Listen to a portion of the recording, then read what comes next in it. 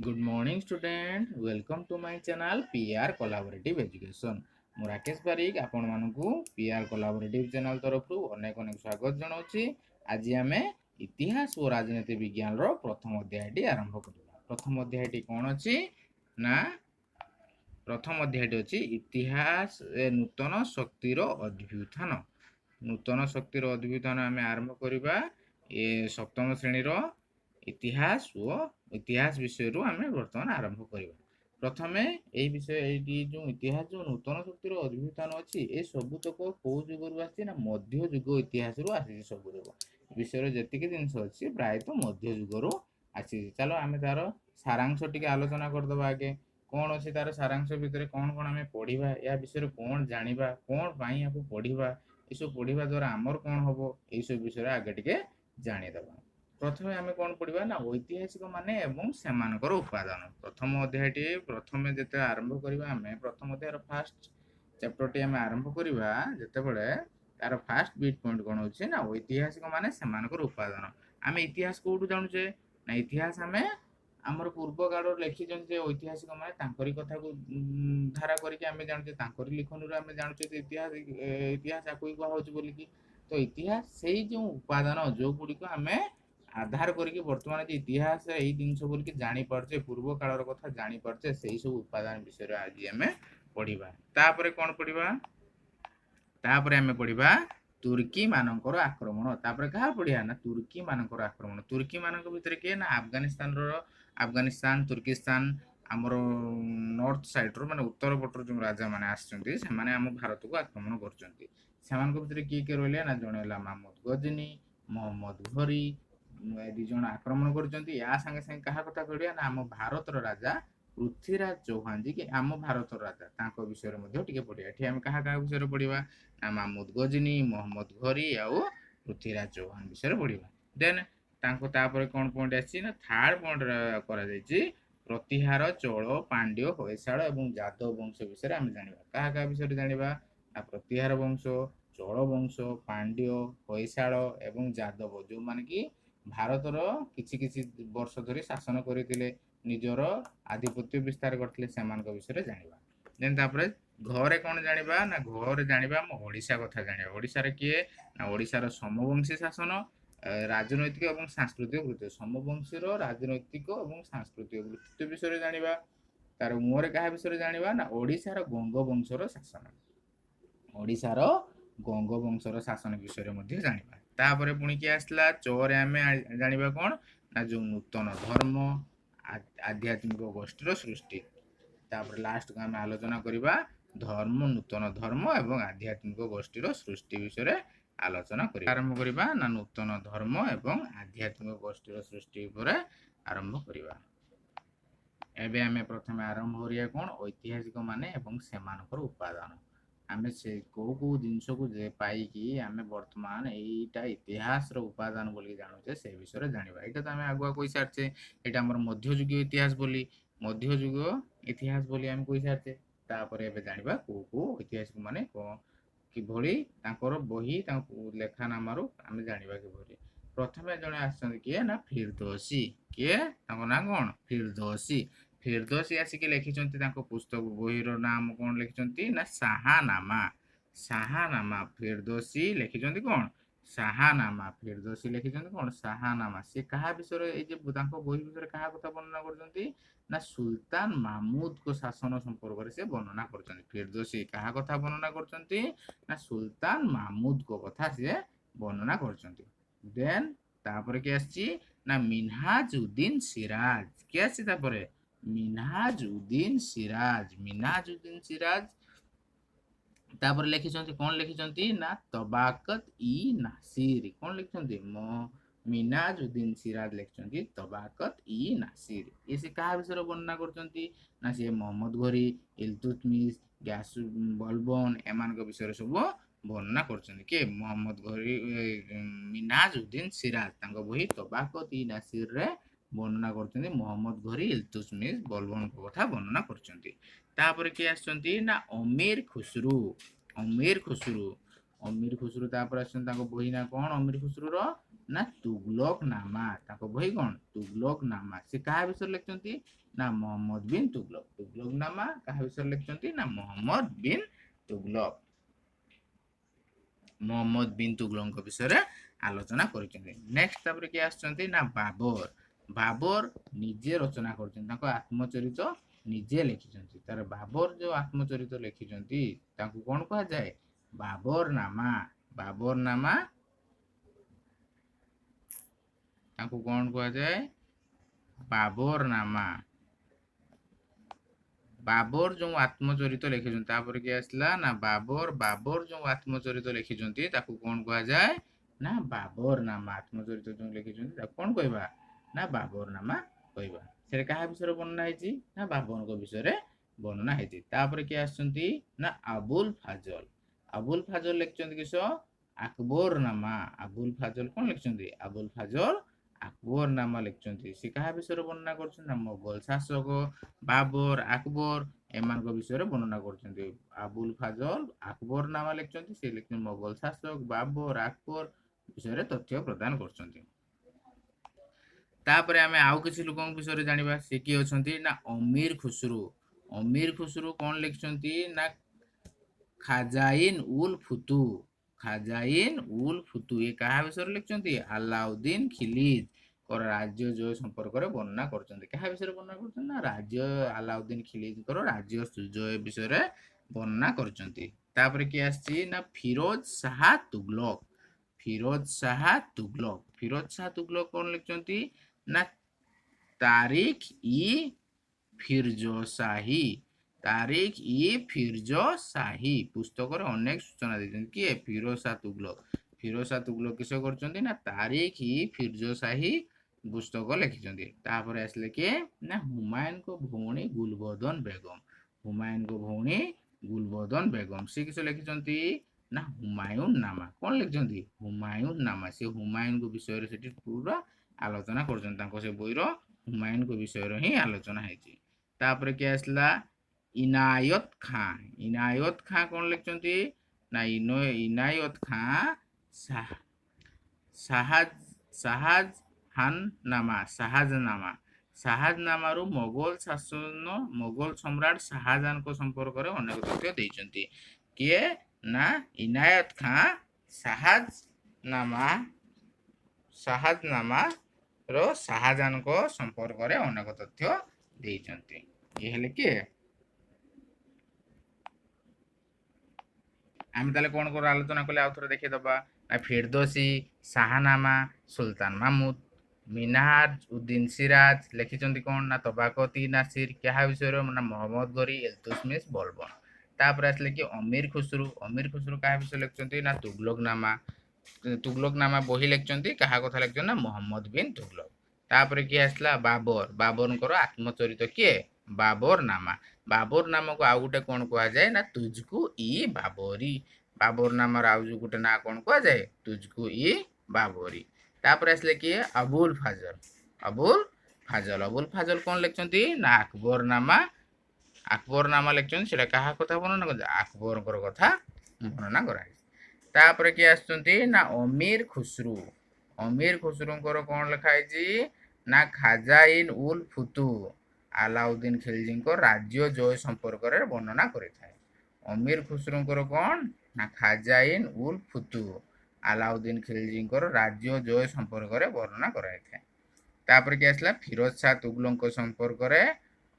ଫିରୋଜ ଶାହ ତୁଗଲକଙ୍କ ବିଷୟରେ କିଏ ଦେଇଛି ଅଫିକା ତାରିଖ ଇ ଫିରଜଶାହୀ ପୁସ୍ତକରେ ଅନେକ ସୂଚନା ଦେଇଛନ୍ତି। ହୁମାୟୁନଙ୍କ ଭଉଣୀ ଗୁଲବଦନଙ୍କର ହୁମାୟୁନନାମା, ଇତ୍ୟାଦି ଖାଁଙ୍କର ଶାହାଜାହାନନାମା ଏସବୁ ଆମେ ବର୍ତ୍ତମାନ ଜାଣିଗଲେ ଟିକେ ଟିକେ କିଛି।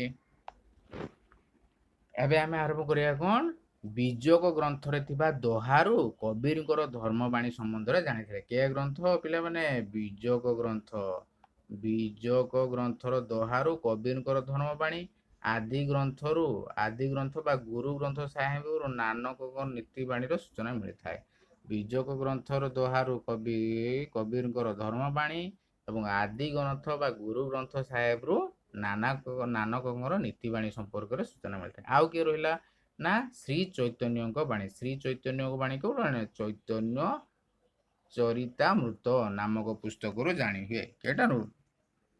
ଚୈତନ୍ୟ ଚରିତାମୃତ ନାମକ ପୁସ୍ତକରୁ ଜାଣି ହୁଏ। କୃଷ୍ଣଦେବରାୟଙ୍କର ଆମୁକ୍ତ ମାଲବ୍ୟ ପୁସ୍ତକ କାହା କଥା? ନା କୃଷ୍ଣଦେବରାୟଙ୍କର ଆମୁକ୍ତ ମାଲବ୍ୟ ପୁସ୍ତକରୁ ବିଜୟନଗର ରାଜ୍ୟ ଏବଂ ଶାସନ ବିଷୟରେ ଜାଣି ହୁଏ। ଆମେ ଏଠି ପ୍ରଥମେ ପଢିଲେ କଣ? ନା ବିଜକ ଗ୍ରନ୍ଥରେ ଥିବା ଦୋହା। ଏଇ ଦୋହାର ମାନେ କଣ? ଏଇ ଯୋଉ ଦୋହାର ମାନେ କଣ? ଦୋହାର ମାନେ ହଉଛୁ ଏହା 2 ଧାଡି ରଚିତ ଏକ ପଦ। ପ୍ରତ୍ୟେକ ଦୋହା କେବଳ ଗୋଟିଏ ଭାବରେ ହିଁ ପାଇଥାଏ। ଏହା 2 ଧାଡିରେ ରଚିତ ଏକ ପଦ। ତାହେଲେ ଦୋହା କଣ? ଦୋହା ଏହା 2 ଧାଡିରେ ରଚିତ ଏକ ପଦ। ପ୍ରତ୍ୟେକ ଦୋହା ଗୋଟିଏ ଭାବ ହିଁ ପ୍ରକାଶ କରିଥାଏ। ପ୍ରତ୍ୟେକ ଦୋହା କିସ ନା ତା ଭାବ ଗୋଟେ ଥାଏ। ଆମେ ଏଠି ପଢିଗଲେ ବିଜୟ ଗ୍ରନ୍ଥରେ ଥିବା ଦୋହା କବୀରଙ୍କର ଧର୍ମବାଣୀ, ଆଦି ଗ୍ରନ୍ଥ ବା ଗୁରୁ ଗ୍ରନ୍ଥ ସାହେବର ନାନକଙ୍କ ଧର୍ମବାଣୀ, ନୀତିବାଣୀ, ଶ୍ରୀ ଚୈତନ୍ୟଙ୍କର ଚୈତନ୍ୟ ଚରିତାମୃତ, କୃଷ୍ଣଦେବରାୟଙ୍କର ଆମୁକ୍ତ ମାଲବ୍ୟ। ତାପରେ ଧୀରେ ଧୀରେ ଆସିଲେ କଣ? ନା ଆମେ ଯେଉଁ ସବୁ ଲେଖାଲେଖି ପାଇଲେ ସେଠି କେଉଠୁ ପାଇଲେ? ନା ପୂର୍ବରୁ ଯେଉଁମାନେ ବାଣିଜ୍ୟ କରତେ ଆସିଲେ ପର୍ତ୍ତୁଗୀଜ ମାନେ, ଇଂରେଜ ମାନେ, ତାଙ୍କ ବିଷୟରେ ସବୁ କେଉଠୁ ପାଇଲେ? ନା ଗୋଆରେ ଥିବା ସେଣ୍ଟ ଜାଭିୟର ଚର୍ଚ୍ଚ ନଥିରୁ ପର୍ତ୍ତୁଗୀଜଙ୍କର କାର୍ଯ୍ୟକଳାପ ବିଷୟରେ ଜାଣୁଛେ। ପର୍ତ୍ତୁଗୀଜ ମାନଙ୍କର କାର୍ଯ୍ୟକଳାପ ବିଷୟରେ ଆମେ କେଉଠୁ ଜାଣୁଛେ? ନା ଗୋଆରେ ଥିବା ସେଣ୍ଟ ଜାଭିୟର ଚର୍ଚ୍ଚ ନଥିରୁ। ତାପରେ ଆସିଲା ଇଂରେଜ ମାନଙ୍କ ପ୍ରାଥମିକ କାର୍ଯ୍ୟକଳାପ ବିଷୟରେ କେଉଁ ଜାଣୁଛେ? ନା କଲିକତାରେ ଥିବା ଦୁର୍ଗ ପୋର୍ଟ ୱିଲିୟମ ନଥିରୁ। କୋଉଠି ଜାଣୁଛେ ଆମେ? ପୋର୍ଟ ୱିଲିୟମ ନଥିରୁ। କେଉଠି ଜାଣିଲେ ଆମେ ଇଂରେଜ ମାନଙ୍କ କଥା? ଏଇ ଯୋଉ ପୋର୍ଟ ୱିଲିୟମ ନଥି, ପୋର୍ଟ ୱିଲିୟମ, এইটা হচ্ছে পোর্ট উইলিয়ম। ইংরেজ ମାନଙ୍କର ପ୍ରାଥମିକତା କଥା ଆମେ କେଉଠୁ ଜାଣିପାରୁଛେ? ନା ପୋର୍ଟ ୱିଲିୟମ ନଥିରୁ। ପୋର୍ଟ ୱିଲିୟମ ନଥିରୁ ଭାରତରେ ଇଂରେଜ ମାନଙ୍କର ପ୍ରାଥମିକ କଥା ଆମେ ଜାଣିପାରୁଛେ। ୟା ପରେ କଣ ଆସିଲା? ନା ଓଡ଼ିଶାରେ ଆସିଲେ ସୋମବଂଶୀ ଏବଂ ଗଙ୍ଗବଂଶୀ ମାନଙ୍କର ଇତିହାସ ଜାଣିବା ପାଇଁ ଏହା ରାଜବଂଶ ରାଜା ମାନେ ଛାଡି ଯାଇଥିବା ଅଭିଲେଖ ସହାୟତାରେ ଆମେ ଜାଣିପାରୁଛେ। କହୁଛେ ନା ତାଙ୍କର ଯେଉଁ ଅଭିଲେଖ ସେମାନେ ଛାଡି ଯାଇଛନ୍ତି ଯାହା ଜିନିଷ। ଦକ୍ଷିଣ ଭାରତ ରାଜତ୍ୱ କରୁଥିବା ଚୋଳ, ପାଣ୍ଡ୍ୟ, ହୋୟସାଳ ଆଦି ରାଜବଂଶ ଇତିହାସ ଜାଣିବା ପାଇଁ ଆମେ ସେହି ବଂଶର ରାଜା ମାନଙ୍କ ଦ୍ୱାରା ଖୋଦିତ ହୋଇଥିବା ଅଭିଲେଖରୁ ଜଣାପଡେ। ସେହି ବଂଶର ଯୋଉ ରାଜା ମାନେ ଅଛନ୍ତି, ରାଜା ମାନେ ଥିଲେ, ତାଙ୍କରି ଯୋଉ ଖୋଦିତ ଲେଖାଲେଖିରୁ ଆମେ ତାଙ୍କ କଥା ମଧ୍ୟ ଜାଣିପାରୁଛେ। ତାପରେ ଆସିଲା ମଧ୍ୟ ଯୁଗରେ ଛାପା କାରଖାନା ନଥିଲା। ମଧ୍ୟ ଯୁଗରେ ଛାପା କାରଖାନା ନଥିଲା। ତେଣୁ କଣ ଅସୁବିଧା ହଉଥିଲା? ତେଣୁ ପାଣ୍ଡୁଲିପି ଗୁଡ଼ିକ ମୁଦ୍ରିତ ହୋଇପାରୁନଥିଲା, ମାନେ ତାକୁ ଛାପି ହଉନଥିଲା। ଜଣେ ଆଉ ଜଣଙ୍କ ଲେଖାକୁ ଦେଖିକି ଛାପୁଥିଲା। ତ ଜଣେ ଆଉ ଜଣଙ୍କ ଲେଖା ଲେଖିଲା ଟାଇମରୁ କେତେବେଳେ ଅକ୍ଷରର ଭୁଲ ହେଇଯାଏ, ଆମେ ଧୀରେ ଧୀରେ ଲେଖି ଜଣଙ୍କର ସାହା ନାମା ଲେଖତେ ଲେଖତେ ମୋର ଆକାର ଛାଡ଼ି ଦେଇଥିଲା। ତ ଆଉ ଜଣେ ଦେଖିଲା ସାହା ନମ ହେଇଗଲା। ତାପରେ ଧୀରେ ଧୀରେ ସେ ଶବ୍ଦ ଗୁଡ଼ିକ ବିକୃତି ହେଇଯାଇଥାଏ। କିନ୍ତୁ ଆମେ ବର୍ତ୍ତମାନ ସୁଦ୍ଧା ଯେଉଁ ଅକ୍ଷର ପରିବର୍ତ୍ତନ ହେଉଥିଲା ବେଳେ ଆମେ ତାକୁ ହିଁ ଅନୁକରଣ କରି ଲେଖୁଥିଲେ। ପୁଣି ଯିଏ ତାକୁ ଲେଖୁଥିଲା ପାଣ୍ଡୁଲିପି ଗୁଡ଼ିକୁ ଅନ୍ୟ ଜଣେ ଯେ ଦେଖି ଲେଖୁଥିଲା, ସିଏ ନିଜ ମନରୁ ମଧ୍ୟ ଧାଡ଼ିଏ 2 ଧାଡ଼ି ତା ଭିତରେ ପୁରେଇ ଦଉଥିଲା। ଐତିହାସିକ ମାନଙ୍କର ପ୍ରମୋଦ ବର୍ତ୍ତମାନ ପର୍ଯ୍ୟନ୍ତ ଦୂରୀଭୂତ ହେଇନାହିଁ। ଫଳରେ ଆମେ ଅଧିକାଂଶ ଲେଖକ, କବି ଏବଂ ଐତିହାସିକ ମାନଙ୍କର ମୂଳ ଲେଖା ହସ୍ତଗତ ହେଇପାରୁଛି। ବିଭିନ୍ନ ଗ୍ରନ୍ଥ ତଥା ନଥି ଅଭିଲେଖ ସଂଗୃହୀତ ହୋଇ ରହିଥାଏ। ଐତିହାସିକ ମାନେ ସେଗୁଡ଼ିକୁ ପଢ଼ି ବିଭିନ୍ନ ସମୟରେ ଇତିହାସ ରଚନା କରନ୍ତି। କୋଉଠୁ? ଐତିହାସିକ ମାନେ ଏଇ ସବୁ ଜିନିଷକୁ ପଢ଼ିକି ଇତିହାସ ରଚନା କରିଥାନ୍ତି। ଅଧିକାଂଶ ସମୟରେ ତଥ୍ୟ ସମ୍ମିଳିତ ତାଳପତ୍ର ପୋଥି, ପୁସ୍ତକ, କାଗଜକୁ ଉଇ ଖାଇଦେବାର ଭୟ ମଧ୍ୟ ଥାଏ। ତେଣୁ ବୈଜ୍ଞାନିକ ପଦ୍ଧତି ଅନୁସରଣ କରି ଏହି ଉପାଦେୟ ପଦ୍ଧତି ଗୁଡ଼ିକ ଗ୍ରନ୍ଥ ଗୁଡ଼ିକ ଅଭିଲେଖଗାରରେ ସଂଗ୍ରହ କରି ରଖାଯାଏ। କେଉଁଠି ଲେଖାରେ ରଖାଯାଇଛି? ଏଗୁଡ଼ା ସବୁ ଅଭିଲେଖଗାରରେ ସଂଗ୍ରହ କରିକି ରଖାଯାଇଛି। ତାହେଲେ ଏଠୁ ଆମେ କଣ ଜାଣିପାରିଲେ ମୂଳରୁ? ନା ଇତିହାସ ଲେଖିବା ପାଇଁ ଉପାଦାନ ନିହାତି ଆବଶ୍ୟକ।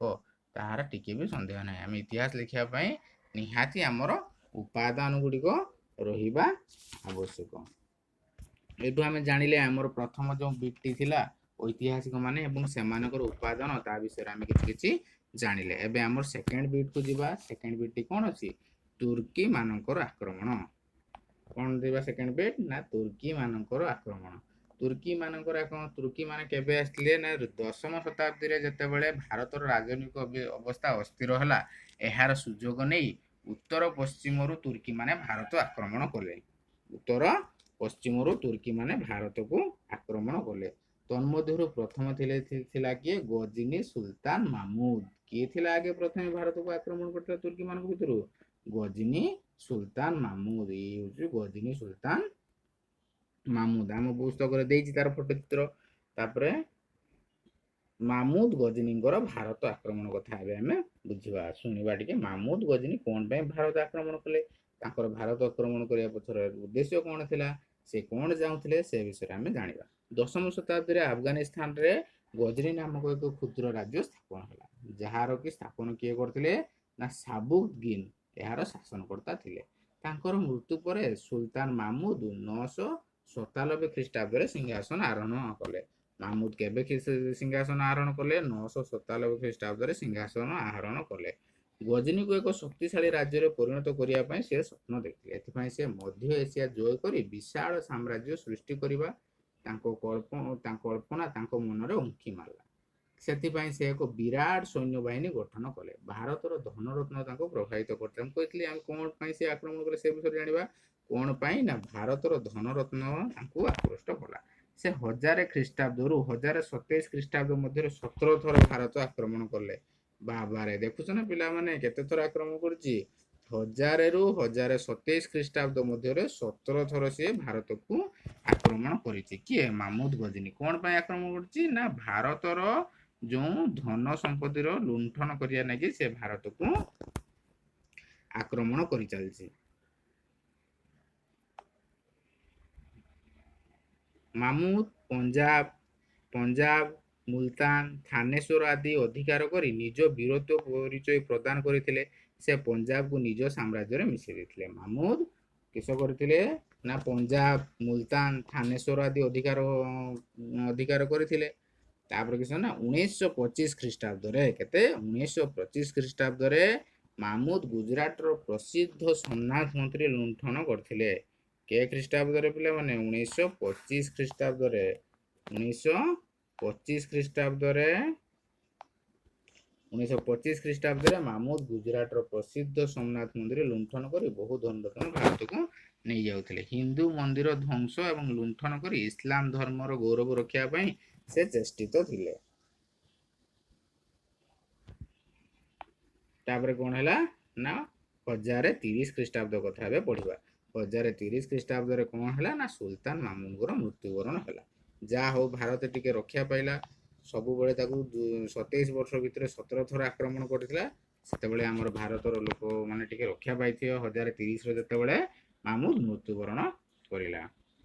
मामूद किंतु गजनी रो बहु उन्नत साधन कर देथिला। से मृत्यु करबा सब बेलकू गजनी रो किंतु बहुत किछि उन्नत कर देथिला। से कोन कर देथिला ना सेते विराट पाठागार सुंदर मस्जिद निर्माण कर देथिला। मामूद विराट पाठागार एवं सुंदर मस्जिद। मामूद को दरबार बहु ज्ञानी गुणी लोक रहउथिले। मामूद जो विराट पाठागार और मस्जिद करिया फल कारण कोन ना ता पाखरे बहुत ज्ञानी गुणी लोक रहउथिले। सेति मध्यरु केते जण अछंती प्रसिद्ध कवि फिरदौसी कथा हम पढ़ी ना।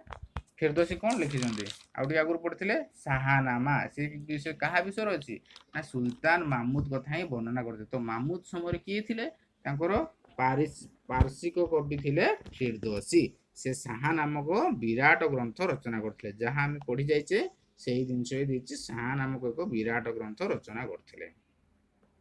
सी किसी ना आल्बेरुणी को सी भारत संपर्क में ज्ञान आहरण करने कि अफगानिस्तान रू भारत को पठे किए सी आल्बेरुणी कौन रचना करथिले ना तहकीक इ हिंद। अर्थात अर्थ कौन भारत विषय जहाँ सत्य। तहकीक इ हिंद भारत विषय जहाँ सत्य से कथा से रचना करथिले। मामूद को परे गजनी गौरव हराइला। धीरे धीरे तार राजा किए आसिले ना नूतन राजा भाव घोरी वंश तांकर शासन आरंभ कला। तार राजा किए हेले मोहम्मद घोरी। तार राजा किए हेले जेतेबेले मृत्यु पर अफगानिस्तान घोरी नामक एक अन्य राज्य प्रतिष्ठा हैला। यार राजा थिले किए ना मोहम्मद घोरी। मोहम्मद घोरी विषय रे हमें आरंभ करिबा। एटी तुर्की शासन मोहम्मद घोरी विषय आम सारी देले आमर सरीजिवो का तुर्की शासन कथा। तुर्की मानकर आक्रमण कथा शासन कथा सरीजिवो। तो ମାମୁଦ ଗଜନୀଙ୍କ ମୃତ୍ୟୁ ପରେ ହିଁ ଇଏ ଯାଇକି ଆସିଥିଲେ। ଇଏ କେଉଁ ମସିହାରେ ଆସିଲେ ନା ଦ୍ୱାଦଶ ଶତାବ୍ଦୀର ଶେଷ ଆଡ଼କୁ ଘୋର ରାଜ୍ୟ ଶାସକ ମହମ୍ମଦ ଘୋରୀ ଭାରତ ଆକ୍ରମଣ କଲେ। ୟାଙ୍କର ବି ଲୋଭ ହେଲା ଆମ ଭାରତର ଧନ ସମ୍ପତ୍ତି ଦେଖିକି। ଇଏ ବି କ'ଣ କଲେ ନା ଦ୍ୱାଦଶ ଶତାବ୍ଦୀର ଶେଷ ଭାଗ ଆଡ଼କୁ ସିଏ ବି ଆମ ଭାରତକୁ ଆକ୍ରମଣ କରିଥିଲେ। ଉତ୍ତର ଭାରତ ଜୟ କରି ଏହାକୁ ନିଜ ରାଜ୍ୟରେ ମିଶାଇବା ତାଙ୍କର ଚରମ ଲକ୍ଷ୍ୟ ଥିଲା। କୋଉ ଭାରତକୁ ଜୟ କରିକି ନା ଉତ୍ତର ଭାରତକୁ ଜୟ। ଉତ୍ତର ଭାରତ ମାନେ କୋଉଟା ଉପର ସାଇଡ୍ ଯୋଉଟା ରହିଲା ରାଜସ୍ଥାନ ଜାମ୍ମୁ କାଶ୍ମୀର ଏସବୁ ରହିଲେ ଉତ୍ତର ଭାରତର ମହାରାଷ୍ଟ୍ର ଏମାନଙ୍କୁ ସବୁ ତାଙ୍କ ରାଜ୍ୟରେ ମିଶାଇବା ତାଙ୍କର ଥିଲା ଲକ୍ଷ୍ୟ। ମହମ୍ମଦ ଘୋରୀ 1175 ଖ୍ରୀଷ୍ଟାବ୍ଦରେ ମୁଲତାନ ଅଧିକାର କଲେ। କେଉଁଠି ଅଧିକାର କଲେ 1175ରେ ସେ ମୁଲତାନକୁ ଅଧିକାର କଲେ ଏବଂ ଭାରତ ଆକ୍ରମଣ ପାଇଁ ପଥ ପ୍ରସ୍ତୁତ କଲେ। ଏହାପରେ ସେ ସିନ୍ଧୁ ପ୍ରଦେଶ ଏବଂ ପଞ୍ଜାବ ଅଧିକାର କରି ଦିଲ୍ଲୀ ଆଡ଼କୁ ଅଗ୍ରସର ହେଲେ। କେଉଁଠି ନା ସିନ୍ଧୁ ପ୍ରଦେଶ ଓ ପଞ୍ଜାବ ଅଧିକାର କରିକି ଦିଲ୍ଲୀ ଆଡ଼କୁ ଅଗ୍ରସର ହେଲେ। ମହମ୍ମଦ ଘୋରୀ 1175 ଖ୍ରୀଷ୍ଟାବ୍ଦରେ ମୁଲତାନ ଅଧିକାର କରି ଭାରତ ଆକ୍ରମଣ ପାଇଁ ପଥ ପ୍ରସ୍ତୁତ କଲେ। ସେତେବେଳେ ସେ ଦିଲ୍ଲୀ ରାଜା ପୃଥ୍ୱୀରାଜ ଚୌହାନ ଶାସନ କରୁଥିଲେ। ଦିଲ୍ଲୀର କିଏ ଶାସନ କରୁଥିଲେ? ପୃଥ୍ୱୀରାଜ ଚୌହାନ। ସେ ରାଜପୁତ ମାନଙ୍କୁ ସଂଗଠିତ କରି 1911 ଖ୍ରୀଷ୍ଟାବ୍ଦରେ ତିରୋରୀ ଠାରେ ପରାସ୍ତ କରିଥିଲେ। ଯେଟାକି ତିରୋରୀ ଠାରେ କାହାକୁ ପରାସ୍ତ କରିଥିଲା? ରାଜପୁତ ମାନଙ୍କୁ ସଂଗଠିତ କରିକି ମହମ୍ମଦ ଘୋରୀଙ୍କୁ। କିଏ ପରାସ୍ତ କରିଥିଲା? ପୃଥ୍ୱୀରାଜ ଚୌହାନ। ସେଇ ଯୁଦ୍ଧଟାକୁ କ'ଣ କୁହାଯାଏ? ପ୍ରଥମ ତିରୋରୀ ଯୁଦ୍ଧ। ତାହେଲେ ଆମେ ଜାଣିଲେ ପ୍ରଥମ ତିରୋରୀ ଯୁଦ୍ଧ କେବେ ହେଇଥିଲା ନା 1191 ଖ୍ରୀଷ୍ଟାବ୍ଦରେ। କାହା କାହା ମଧ୍ୟରେ ହେଇଥିଲା ନା ମହମ୍ମଦ ଘୋରୀ ଆଉ ପୃଥ୍ୱୀରାଜ ଚୌହାନଙ୍କ ମଧ୍ୟରେ ହୋଇଥିଲା। କିନ୍ତୁ ମହମ୍ମଦ ଘୋରୀ ବର୍ଷେ ପରେ ପୁଣି ଆଉ ଥରେ ଆକ୍ରମଣ କଲା କାହା ଉପରେ? ଭାରତ ଉପରକୁ। ମହମ୍ମଦ ଘୋରୀ ତାର ହାରିବାର ପ୍ରତିଶୋଧ ନେବା ଲାଗି ପୁନର୍ବାର ସେ ଭାରତକୁ ଆକ୍ରମଣ କରିଥିଲା। এই যে পুনর্বার আক্রমণ করা তাকে কোন কুହାହେଲା ନା ଦ୍ୱିତୀୟ ତିରୋରୀ ଯୁଦ୍ଧ। ଦ୍ୱିତୀୟ ତିରୋରୀ ଯୁଦ୍ଧ ତାହେଲେ କାହା କେଉଁ ମସିହାରେ ହେଇଥିଲା ନା 1192 ମସିହାରେ ହେଇଥିଲା। କାହା କାହା ମଧ୍ୟରେ ହେଇଥିଲା ନା ସେମ୍ କେ ମହମ୍ମଦ ଘୋରୀ ଆଉ ପୃଥ୍ୱୀରାଜ ଚୌହାନଙ୍କ ମଧ୍ୟରେ ହୋଇଥିଲା। ମହମ୍ମଦ ଘୋରୀ ଏଠାରେ କ'ଣ ହେଇଥିଲା ନା ପୃଥ୍ୱୀରାଜ ଚୌହାନ ହାରି ଯାଇଥିଲେ। ପୃଥ୍ୱୀରାଜ ଚୌହାନ ପରାସ୍ତ ହେବାରୁ ଦିଲ୍ଲୀକୁ ପୃଥ୍ୱୀରାଜ ଚୌହାନ ପରାସ୍ତ ହେବାରୁ ମହମ୍ମଦ ଘୋରୀ ଦିଲ୍ଲୀକୁ ନିଜ ଅଧିକାର କରିନେଇଥିଲେ। ତାପରେ କ'ଣ ହେଲା ନା ଏହା ଦେଖି କନୌଜ ରାଠୋଡ ବଂଶୀୟ ଶାସକ ଜୟଚନ୍ଦ୍ର ରାଜପୁତ ମାନଙ୍କୁ ଏକତ୍ର କରି ଚନ୍ଦୱାର ବା ଚନ୍ଦେରୀ ଯୁଦ୍ଧ କ୍ଷେତ୍ରରେ ଭେଟିଥିଲେ। ଏଠି ମଧ୍ୟ ମହମ୍ମଦ ଘୋରୀ ତାଙ୍କୁ ସବୁ ପରାଜିତ କରି ଭାରତର ବିପୁଳ ଧନ ସମ୍ପତ୍ତି ନେଇ ତାଙ୍କ ସ୍ୱଦେଶ ଫେରି ଯାଇଥିଲେ। ଯିବା ପରେ ସିଏ କ'ଣ କରିଥିଲେ ନା ଟିକେ ବୁଦ୍ଧି ଖର୍ଚ୍ଚ କରିଥିଲେ। ତାଙ୍କର ମୁଖ୍ୟ ସେନାପତି କୁତୁବୁଦ୍ଦିନ ଆଇବକକୁ ବୁଣ୍ଡେଲଖଣ୍ଡ ଓ କାଲିଞ୍ଜର ଏବଂ ମହବା ଆଦି ଅଞ୍ଚଳର ଅଧିକାର କରିଦେଇକି ତାଙ୍କୁ ରଖିଥିଲେ। ଏବଂ ଅନ୍ୟ ଆଉ ଜଣେ କିସ ନା ଇଖତିୟାର-ଉଦ୍ଦିନ ଖିଲଜି କେଉଁଠି ରଖିଦେଇଥିଲେ ନା ବଙ୍ଗ ବିହାର ଅଧିକାର କରି ସେମାନଙ୍କୁ ସେଠି ରଖିଦେଇଥିଲେ। ମାନେ ଇଏ ରହିଥିଲେ ବର୍ତ୍ତମାନ କିଏ? କୁତୁବୁଦ୍ଦିନ ରହିଲେ ବୁନ୍ଦେଲଖଣ୍ଡ କାଲିଞ୍ଜର ଏଇ ଜାଗା ରହିଲେ। ଇଖତିୟାର-ଉଦ୍ଦିନ ଖିଲଜି କେଉଁଠି ରହିଲେ? ବଙ୍ଗ ବିହାର ଅଧିକାର ରହିଲେ। ମହମ୍ମଦ ଘୋରୀ ଲାହୋର ଠାରେ 1206 ଖ୍ରୀଷ୍ଟାବ୍ଦରେ ପ୍ରାଣ ତ୍ୟାଗ କଲେ। କେବେ ପ୍ରାଣ ତ୍ୟାଗ କଲା ସିଏ? 1206 ଖ୍ରୀଷ୍ଟାବ୍ଦରେ ମହମ୍ମଦ ଘୋରୀ ପ୍ରାଣ ତ୍ୟାଗ କଲେ। ଏଥିରୁ ଆମେ ଜାଣିପାରିଲେ ତୁର୍କୀ ମାନଙ୍କର ଆଗମନ ହେଲା। ସେମାନେ ଆମ ଉପରେ ଆକ୍ରମଣ କଲେ, ଆମ ଦେଶରୁ ଲୁଣ୍ଠନ କରି ନେଇ ପଳେଇଲା ପରେ 1206ର ମହମ୍ମଦ ଘୋରୀଙ୍କର ମୃତ୍ୟୁବରଣ ହେଲା। ଏଇଠି ଆମେ ତୁର୍କୀ ଶାସନ କଥା ଆମେ ଏଇଠି ହିଁ ସାରିଦେଲେ। ତାପରେ ଆମେ ଆରମ୍ଭ କରିବା କ'ଣ? ଆମେ ଏଇଠି ତୁର୍କୀ ଶାସନ କଥା ସାରିଦେଲେ। ତାପରେ ଆମେ ଆରମ୍ଭ କରିବା କ'ଣ? ପ୍ରତିହାର, ଚୋଳ, ପାଣ୍ଡ୍ୟ, ହୋୟସାଳ ଏବଂ ଯାଦବ ବଂଶ ବିଷୟରେ ଆଲୋଚନା କରିବା। ଆପଣମାନଙ୍କୁ ବହୁତ ବହୁତ ସ୍ୱାଗତ। Thank you all for watching this video. Like and subscribe to my channel PR Collaborative Education.